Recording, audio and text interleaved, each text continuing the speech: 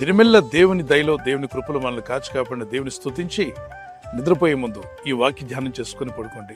యెషయా 49:15 స్త్రీ తన గర్భమున పుట్టిన బిడ్డను కరుణింపకుండా తన చంటి పిల్లను మరచునా, వారైనా మరచుదురు గాని నేను నిన్ను మరువను. ఈ లోకంలో ఎవరైనా మిమ్మల్ని మర్చిపోవచ్చేమో గాని చివరికి కన్న తల్లి మిమ్మల్ని మర్చిపోయినా నీ పరలోకపు తండ్రి ఎన్నడూ మరువనని వాగ్దానం చేస్తున్నాడు. ఆయన జ్ఞాపకాల్లో మీరున్నారు. మిమ్మల్ని జ్ఞాపకం చేసుకుంటా అంటున్నాడు. దేవుడు నిన్ను జ్ఞాపకం చేసుకుంటే కీడు నుండి తప్పించబడతాం. దేవుడు నోవాహును అతనితో కూడా ఓడలోనున్న సమస్త జంతువులను సమస్త పశువులను జ్ఞాపకం చేసుకున్నాడు. వీరంతా ఓడలో ఉన్నారు. ఎంతసేపటికి నీళ్లు తగ్గట్లేదు. వీరు ఆ నేల మీదకి రావట్లే. అప్పుడు దేవుడు వీరిని జ్ఞాపకం చేసుకున్నాడట. ఆ నీరు తగ్గిపోయినట్లుగా దేవుడు ఆజ్ఞాపించాడు. ఒకవేళ జ్ఞాపకం చేసుకోకపోయి ఉంటే నోవా అతని కుటుంబం అక్కడ నశించిపోయి ఉండేవాళ్ళు. లోతు నశించిపోకుండా తప్పించాడు. అసలు నాశనం వచ్చింది, ఆ ఊరందరికీ నాశనం వచ్చింది. కానీ లోతు కుటుంబం మాత్రం తప్పించబడింది. ఎందుకని? దేవుడు జ్ఞాపకం చేసుకున్నాడు. అబ్రహాం దేవుని దగ్గర మొరపెట్టాడు, విజ్ఞాపన చేశాడు. ప్రభా, ఆ పట్టణంలో నీతిమంతులుంటే జ్ఞాపకం చేసుకో, భక్తులుంటే జ్ఞాపకం చేసుకో. ఆ పట్టణంలో 10 మంది భక్తులున్నా పాడు చేయొద్దు ప్రభా అని. అబ్రహాం యొక్క విజ్ఞాపన ప్రార్థన లోతు కుటుంబానికి రక్షణ కలిగించడానికి దేవదూతలు దిగి వచ్చారండి. ఒక వ్యక్తి ప్రార్థన దూతలను రప్పిస్తుందా? ఒక వ్యక్తి చేస్తున్న ప్రార్థన మరో కుటుంబం దేవుని జ్ఞాపకంలో వచ్చేలా చేస్తుందా? ఎస్ అనే చెప్పాలి.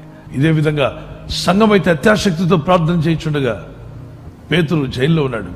పేతురు గారిని రప్పించు, మా పాస్టర్ గారిని విడిపించు ప్రభా, మా దైవజనుడికి విడుదల కావాలి. ఏం చేస్తావో మాకు తెలీదు, ఆయన్ని విడిపించాలి, రేపు ఉదయకాలం అతన్ని చంపేస్తారట. మీరు ప్రార్థన విన్న దేవుడు పరలోకంలో ఒక దూతను పంపించాడు. దూత నేరుగా జైల్లోకి వెళ్ళింది.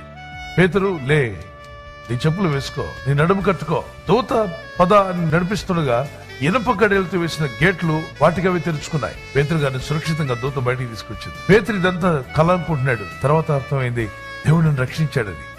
దేవుడు మిమ్మల్ని జ్ఞాపకం చేసుకుంటే కీడు నుండి, ప్రమాదముల నుండి, అపాయముల నుండి మనం తప్పించబడతాం. గనుకనే ప్రార్థించండి, పట్టుదలతో ప్రార్థించండి. మీకోసం, మీ బంధుమిత్రుల కొరకు, సేవకుల కొరకు, దేవుని దాసులైన మా కొరకు, మా కుటుంబాల కొరకు, మీ కొరకు, మీ కుటుంబాల కొరకు, ఒకరి కోసం ఒకరు ప్రార్థన చేయాలి. ప్రార్థించడం వలన మనం తప్పించబడతాం శోధన కాలంలో. రెండవదిగా బంధకాలు తొలగిపోతాయి.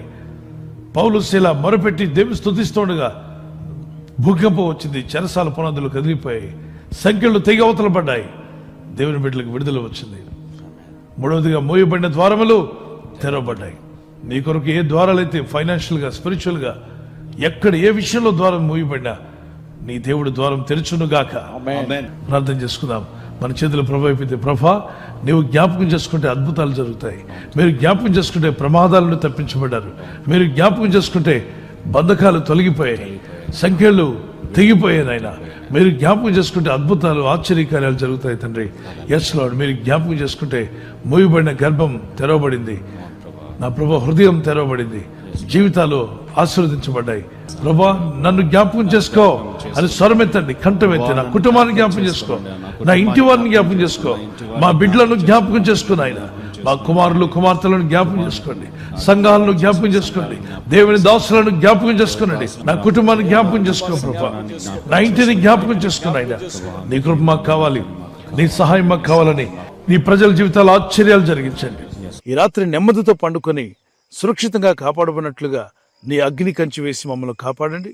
మీ చిత్తములో కొనసాగే కృప అందరికీ దయచేయమని యేసుక్రీస్తు ప్రశస్త నామములో వీరందరికీ చక్కని నిద్ర దయచేసి తెల్లవారు లేచి కృపను మాకిమ్మని క్రీస్తు నామములో అడిగి వేడుకుంటున్నామా పరలోకపు తండ్రి. ఆమేన్, ఆమేన్. ఈ వాగ్దానాన్ని మీతోనే ఉంచుకోకుండా లైక్ చేయండి, షేర్ చేయండి. అనేకులు ఈ యొక్క ఛానల్ సబ్స్క్రైబ్ చేసుకోమని తెలియపరచండి. సబ్స్క్రైబ్ చేయని వారు కూడా సబ్స్క్రైబ్ చేయండి. Good night. God bless you.